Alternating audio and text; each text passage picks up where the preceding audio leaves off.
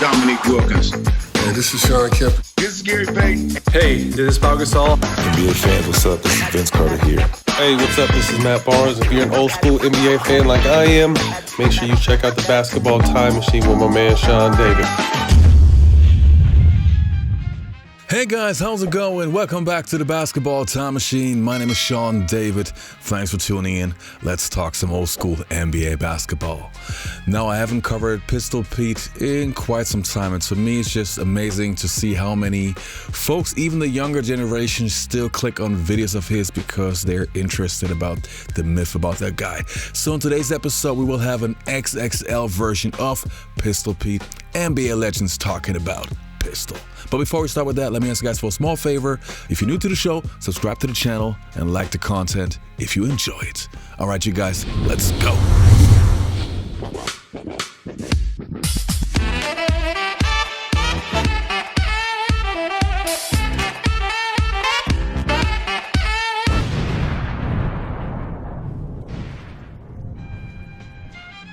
Now, the first clip that we're going to take a look at is from Gilbert Arenas, who surprisingly has a very, very good take on Pistol. Let's have a look. Kyrie is the most skillful point guard ever, right? Mm-hmm. And then,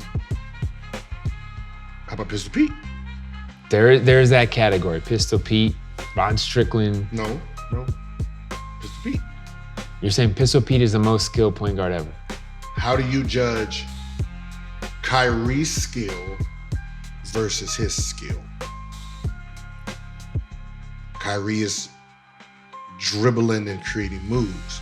One created passes till this day has never been duplicated. He had no reference for this creativity.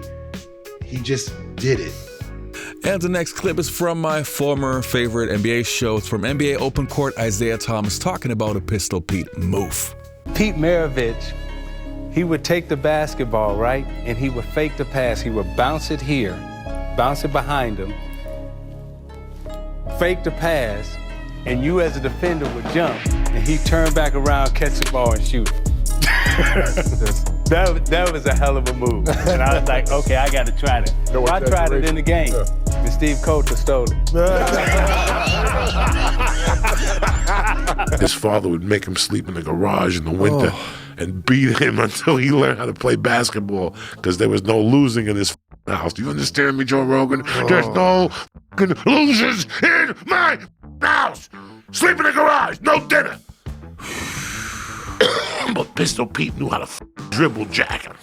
And Pistol Pete would take you deep. Pistol Pete anybody could cover. The best black dude in the league could cover Pistol Pete. But if you watch that NBA All-Star game, Pistol Pete is stomping, chopping people, and giving behind the back passes to Julius Erving. Man, you couldn't steal it from Pistol Pete. He come down there and make up shots in the air. The no-look passes, the dribble the ball, then pat it with one hand. That's where I saw all that from Pistol Pete. That's where I got it from. Now Maravich brings it up behind the back. How do you do? A little showtime there. You're looking at Pistol Pete Maravich, in my opinion, the greatest playmaker playing today. NCAA scoring champion at LSU, twice an NBA scoring champion. He handled, and people always say dribble, he handled the ball like it was a yo-yo. He could go this way with it, I got that way with it. He could put it this way. Next thing you know, the yo-yo goes out that way, but the yo-yo was the basketball. Okay, the basketball was like an invisible string on his hand.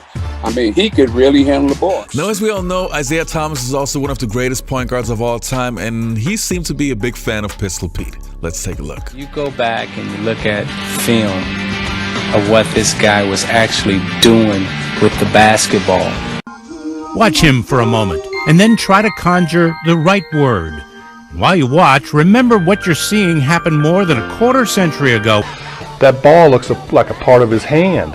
And I said, he must spend a lot of time dribbling and dribbling. How many hours a day would you spend with a basketball, bouncing and shooting, and say when you're 12 years old? When I was 12, Don, during the summer months, about 8 hours a day, between 8.5, and during the winter months, about 4 hours a day. And the things that he did, he practiced them. Nothing that he did was so much spontaneous. It was because he had done these things over and over again in practice. And he got 68 on us, as you know, and when I was with the Knicks, And I used to tell Clyde and Butch Beard that he only got 6 on me. You're watching basketball history for Pete Maravich tonight. Here's a basket for him if he can convert.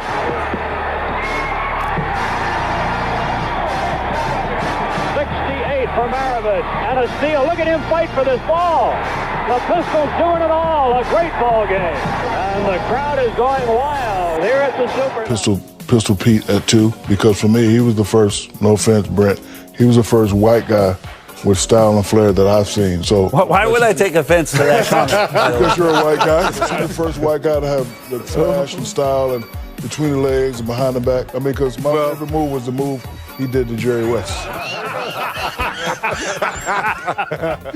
Pistol was like a guy, the game was boring to him, so he had to create things to keep him interested. Just has so much razzle-dazzle in his game. He was just hard to guard. Really great Pistol Pete was. He was probably my most difficult opponent as far as one-on-one. I saw Earl, the Pearl.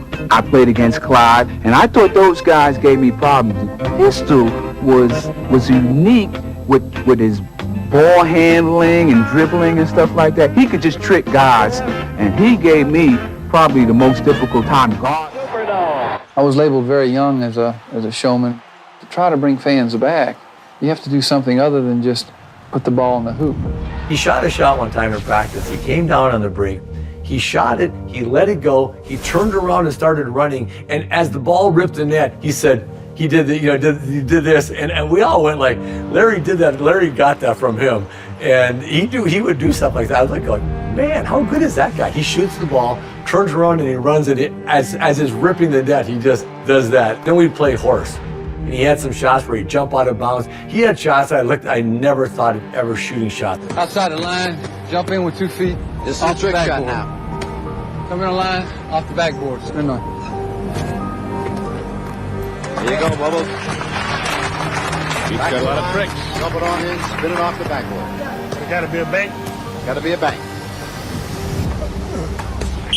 There's the whistle, and the first letter goes up on Hawkins. You play Pete in horse, and it was an adventure because you'd go like, okay, I got no chance of beating him the first time. Pistol can make that ball talk, I think.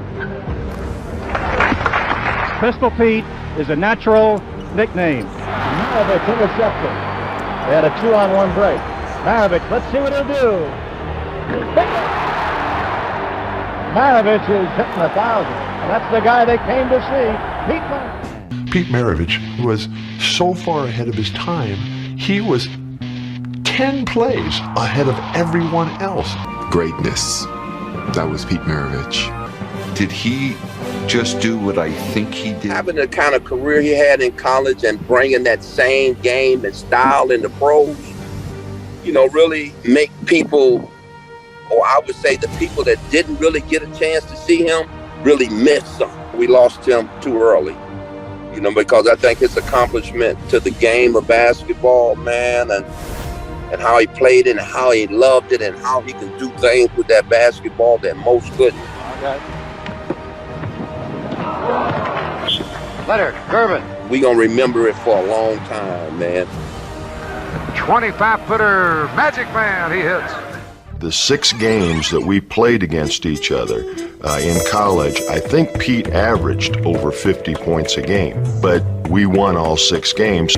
Pete took losing pretty bad. I think that's why, even though he was scoring a lot of points, I think Pete would have been happier, if he'd scored less and we'd won some of the ball games that we lost. Pete Maravich falls somewhere between the Globetrotters and the And One Tour in basketball history in terms of what he could do with a basketball.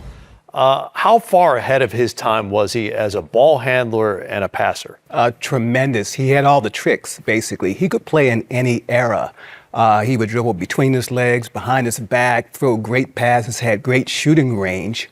And he was a great scorer. He had 68 points in one game, averaged 31 points one season when he led the NBA in scoring. So he could play in any era, the era before, during, or even today.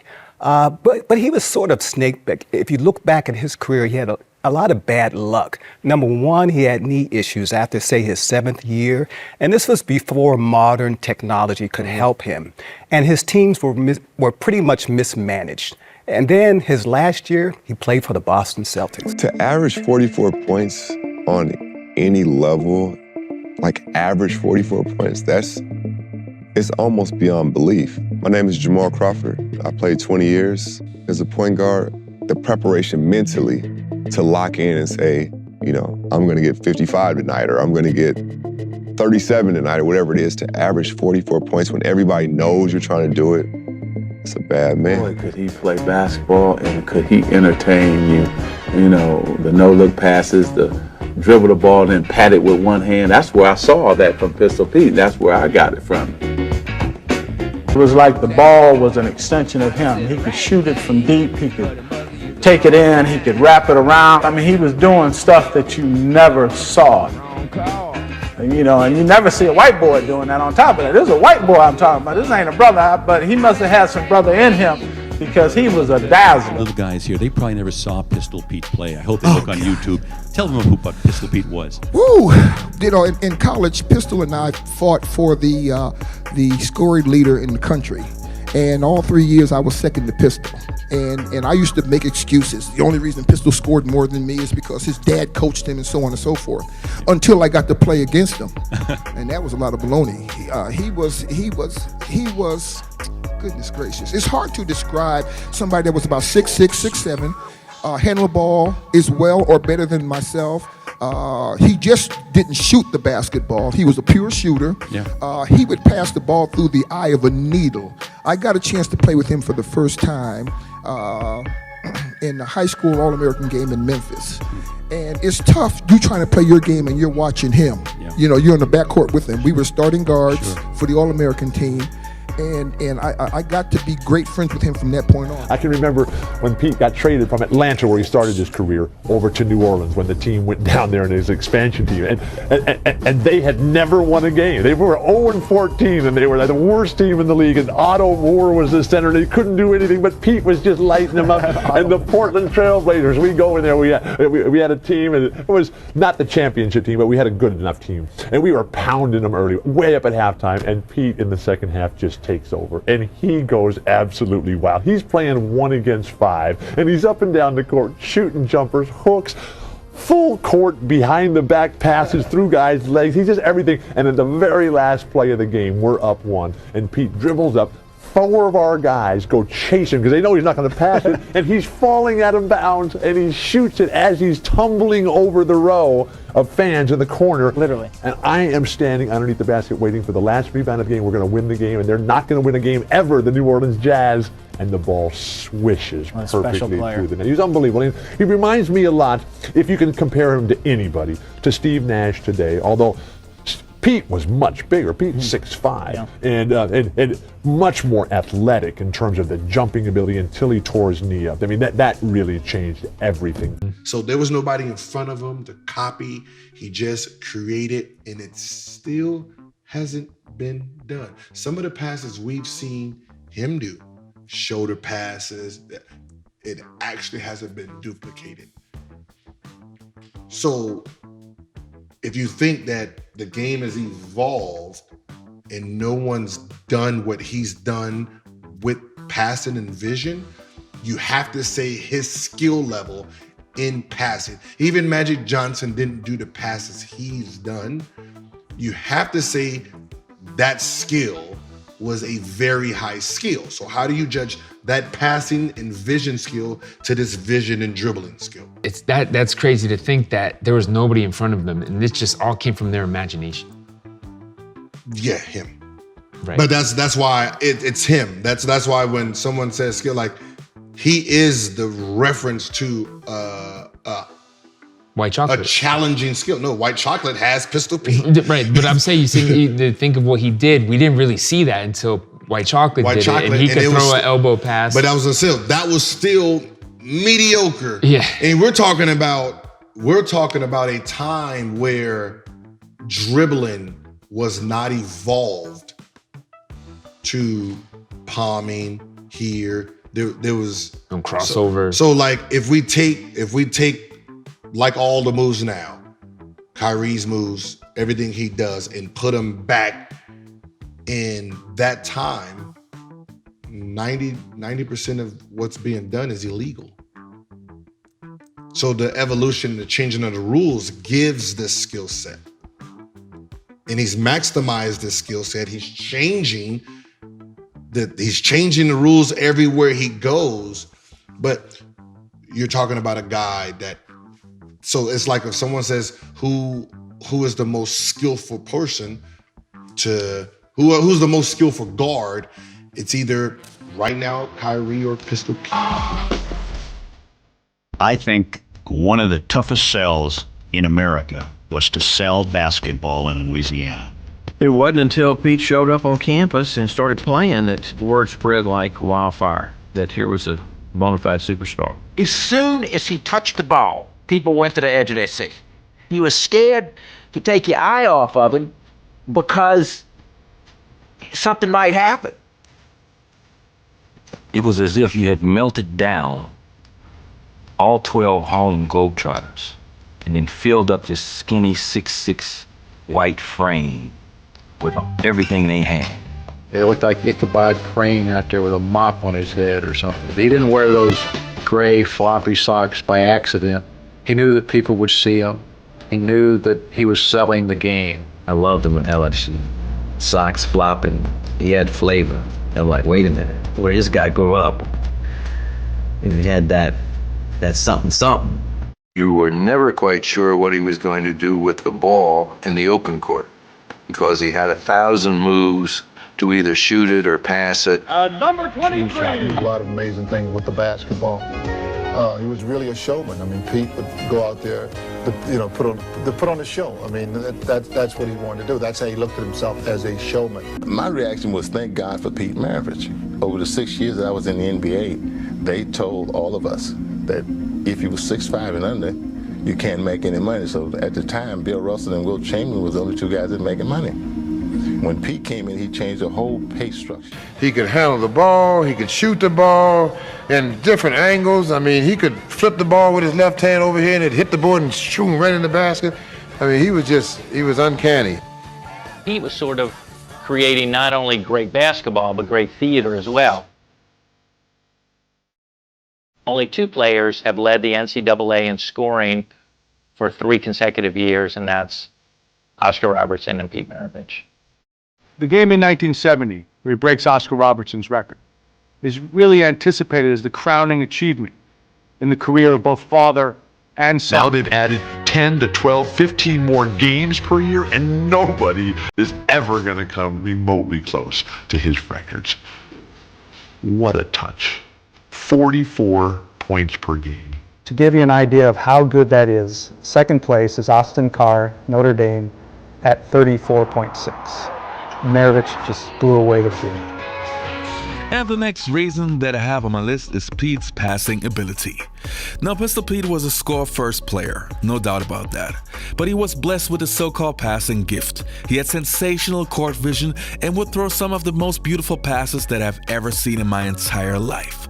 Precise, accurate, just beautiful. At that time, there were hardly any players who would average more than 25 points per game plus 5 assists. Again, making him even more unstoppable, scoring mindset with a deadly pass.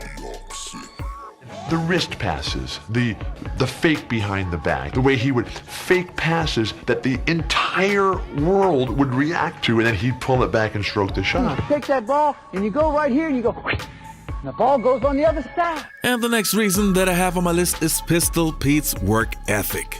There are not many players in NBA history that had the work ethic of Pistol Pete. In case you didn't know, when he was a kid, he would get up at 5 a.m. in the morning, do his workout before school, come back after school, and train for the rest of the day. He was a loner, which is why he dedicated his entire time to basketball. This is what made him outwork anybody. He also came up with so many drills that are used even in today's NBA. If he was still alive, he would show many of the young guys in the NBA what true work ethic is. Now, would you advise young players out there to do those things? A kid needs speed, quickness, and ability to have coordination, and through these drills that I do particularly, it really helped my game. And the next reason that I have on my list is Pete Maravich's creativity.